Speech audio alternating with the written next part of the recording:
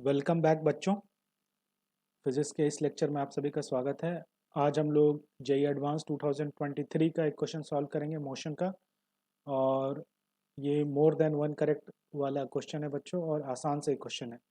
JEE advance में अक्सर question बहुत लंबे आते हैं, तो ऐसे क्वेश्चन को आपको करना क्या है कि पार्ट बाय पार्ट पढ़ना है और समझना है कि क्या है वो। तब आपको फिर पार्ट बाय पार्ट पढ़ के फिर पूरा क्वेश्चन आपके दिमाग में उसका पिक्चर बन जाएगा, फिर क्वेश्चन सॉल्व भी हो जाएगा।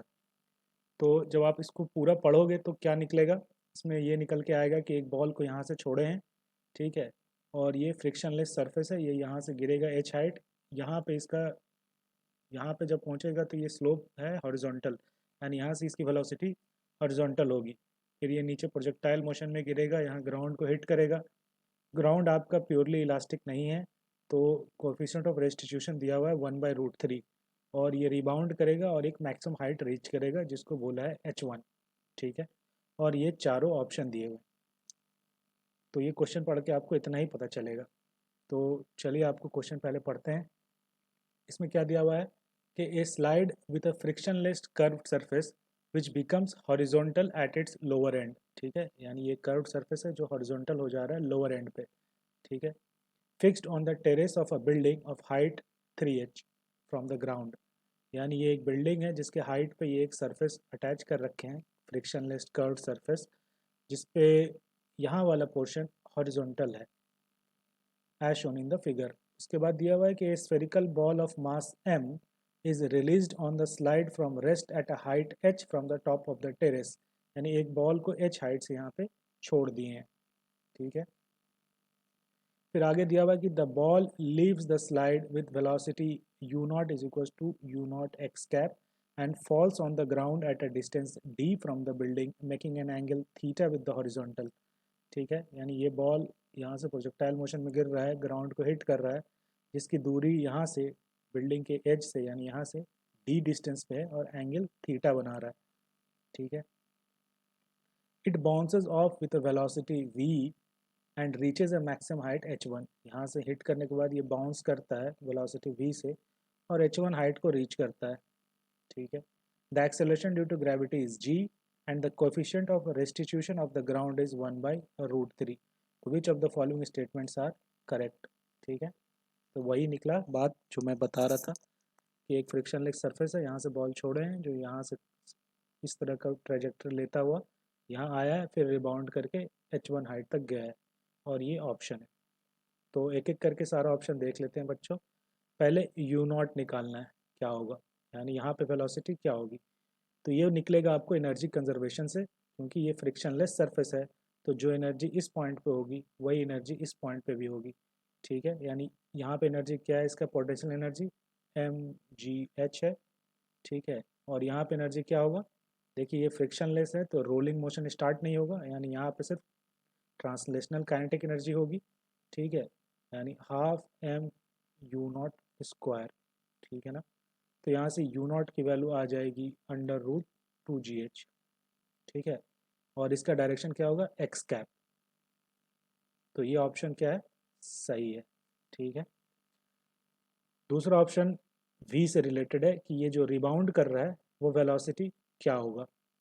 तो देखिए इसका जो एक्स डायरेक्शन वेलोसिटी है वो अब तो चेंज होगा नहीं, यानी ये u नॉट जो हॉरिजॉन्टल डायरेक्शन वेलोसिटी है वो सेम रहेगी all all along the trajectory, ठीक है।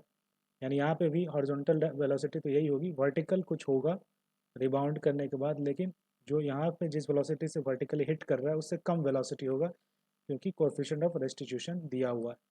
लेकिन उसका डायरेक्शन आपको पॉजिटिव जेड कैप होगा, है ना। यहाँ लेकिन देखिए निगेटिव जेड कैप है, क्यों, तो ये ऑप्शन गलत है। यहाँ पे प्लस होना चाहिए, मैग्नीट्यूड भले ही सेम होगा अलग होगा पता नहीं, वो निकालना पड़ेगा, लेकिन ये डायरेक्शन तो ऊपर ही होगा, तो ये ऑप्शन गलत है। अगला ऑप्शन है रिलेटेड टू थीटा। थीटा ये क्या होगा, तो अगर यहाँ पे जब बॉल पहुँच रहा है और वर्टिकल वेलोसिटी मान लीजिए इसकी वी थी, और हॉरिजॉन्टल वेलोसिटी आपको पता ही है क्या होगा, √2gh जो आपने निकाल रखा है, तो फिर ये एंगल आराम से निकल आएगा। अगर ये नेट वेलोसिटी है तो ये एंगल थीटा जो ये है वो ये वाला थीटा है, वो ये क्या होगा, थीटा क्या होगा, tan inverse V Y by V X. यानी tan थीटा आपका हो जाएगा V Y by V X, और आपको वी एक्स की वैल्यू पता ही है, सिर्फ वी वाई निकालना है, यानी यहाँ पे वेलोसिटी क्या होगी। तो देखिए बच्चों, ये बॉल क्या है, 3h हाइट गिर रहा है और एक्सेलरेशन क्या है, g है। तो आप वेलोसिटी निकाल सकते हो वी स्क्वायर बराबर यू स्क्वायर प्लस 2as, ये फॉर्मूला लगाएंगे, या 2gs। ठीक है, फाइनल वेलोसिटी निकालना है। इनिशियल वेलोसिटी यहाँ पे वर्टिकल डायरेक्शन में 0 है, प्लस जो हाइट गिर रहा है s वो 3h है, यानी 6gh, यानी वहाँ पे वेलोसिटी होगा अंडर रूट 6gh। ठीक है ना, ये वी वाई निकल के आया है, वी वाई। तो अब आपका tan थीटा आप निकाल सकते हो। tan थीटा आप निकाल लीजिए, ये होगा under root 6gh by under root 2gh, यानी ये हो गया क्या, √3, यानी थीटा क्या है, 60 डिग्री, यानी ये ऑप्शन आपका सही है। ठीक है ना। और फिर अगला है कि ये रेशियो क्या होगा d/h1, इसके लिए हमें d भी निकालना होगा और h1 भी निकालना होगा बच्चों। तो ये d तो हम आसानी से निकाल सकते हैं। ठीक है ना, ये कितना डिस्टेंस मूव कर रहा है, ये होगा जितना टाइम इसको लगा यहाँ तक पहुँचने में, यानी ये time of flight into horizontal velocity. तो d आपका हो जाएगा, देखिए हॉरिजॉन्टल वेलोसिटी है √2gh, और इसको यहाँ से यहाँ आने में कितना टाइम लगेगा, ये होगा v/g, या अंडर रूट 2h/g, जितना हाइट गिर रहा है ये होगा अंडर रूट 2 इंटू जितना हाइट ये गिर रहा है 3h/g। ठीक है, यही होता है। कैसे निकाल रहे हैं इसको आप निकाल सकते हो s बराबर ut, इनिशियल वर्टिकल वाला वेलोसिटी 0 था, 0 प्लस हाफ GT², तो t क्या है, अंडर रूट 2s/g, और s है जो हाइट वो गिरा, यानी 3h। तो ये सॉल्व करेंगे तो अपन d निकाल सकते हैं। देखिए क्या आ जाएगा, g कट जाएगा, 3 × 2 = 6, 2 × 12, √12h। ठीक है, अब अपने को सिर्फ h1 निकालना है। ठीक है ना, ये एंगल, ये हाइट क्या होगा, उसके लिए अपने को इसका वर्टिकल वेलोसिटी चाहिए। एक बार वर्टिकल वेलोसिटी मिल जाए यहाँ पे ग्राउंड हिट करने के बाद, तो अपन निकाल सकते हैं। उसके लिए हमें ये यूज़ करना होगा कोफिशिएंट ऑफ रेस्टिट्यूशन। तो कोफिशिएंट ऑफ रेस्टिट्यूशन क्या होता है बच्चों, 1/√3 यहाँ पे दिया हुआ है। ये होता है final relative velocity between this ground and object, यानी अगर v से जा रहा है ये बाद में, तो ये हो गया final velocity v, relative velocity between wall and the object.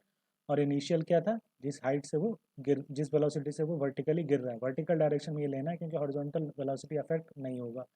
तो वो था √6gh। ठीक है ना, जिस वेलोसिटी से वो हिट किया है। तो यहाँ पे जिस वेलोसिटी से वो रिबाउंड होगा उसकी वैल्यू हो जाएगी अंडर रूट 2gh। अब देखिए इस वेलोसिटी से वो रिबाउंड कर रहा है वर्टिकली, यानी ये वाला वेलोसिटी जो है आपका √2gh आया है, तो ये कितना हाइट जाएगा, h जाएगा। उसकी फॉर्मूला क्या होता है, जितना हाइट वो रीच करेगा वो क्या होता है, इनिशियल वेलोसिटी जो दी है u²/2g, है ना।